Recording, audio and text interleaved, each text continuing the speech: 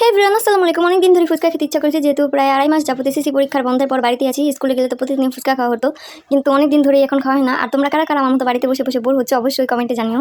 এজন্য আর দেরি করলাম না, তাড়াতাড়ি 2 কাপ ময়দা একটি বোলের মধ্যে নিয়ে নিলাম। এরপর এর সাথে 1 কাপ সুজি দিয়েছিলাম, তেল দিয়ে ভালো করে মিক্স করে এরপর আস্তে আস্তে পানি দিয়ে একটি সুন্দর সফট ডো বানিয়ে নিতে হবে। আর এখানে আমি ভেলপুরি বানাচ্ছি, কারণ ফুচকা থেকে আমার কাছে ভেলপুরিটাই বেশি মজা লাগে। এরপর সুন্দর করে বেলে নেবো, বেশি পাতলাও না আবার বেশি মোটাও না, এরকমভাবে বেলতে হবে।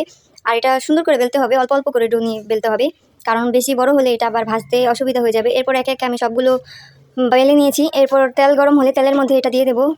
এটা ভাজতে গেলে চুলার আঁচ একেবারে লো রেখেই ভাজতে হবে, তাহলে সুন্দর হবে মচমচা, আর না হলে বাইরে দিয়ে পুড়ে যাবে আর ভিতরে কাঁচা থাকবে। আর এইভাবে একে একে আমি সবগুলো ভেজে ফেলেছি। আর এরপর কতগুলো ডাবলি ডাল সিদ্ধ করে বা সুন্দর করে মতে নেব। এর সাথে আমার আম্মুর একটি সিক্রেট মশলা আছে, ওইটাও দিয়েছি। আর এরপর তেঁতুল গুলিয়ে সুন্দর করে একটি টক বানিয়ে নেব। এর মধ্যে শুকনো মরিচ দিয়ে নেব, তাহলে খুব মজা লাগে। আর আমি যেহেতু খুব ঝাল পছন্দ করি, এর জন্য অনেকগুলাই মরিচ দিয়েছি এখানে, তোমরা দেখতেই পারো। আর একে একে এইভাবে আমি সবগুলো ভেলপুরি বানিয়ে নিয়েছি। আর একটু সৌন্দর্যের জন্য উপর দিয়ে ডিম গ্রেটার দিয়ে গ্রেট করে দিয়ে দিয়েছি। আর এই ভেলপুরিটা খেতে কিন্তু অনেক মজা হয়েছে, পুরো দোকানদার মামাদের থেকেও বেশি মজা হয়েছে। তোমরা অবশ্যই বাড়িতে ট্রাই করো। আর আমার ভিডিওটি ভালো লাগলে অবশ্যই একটি লাইক কমেন্ট করো। আর যারা যারা আমার চ্যানেল নতুন অবশ্যই সাবস্ক্রাইব করো। Bye bye.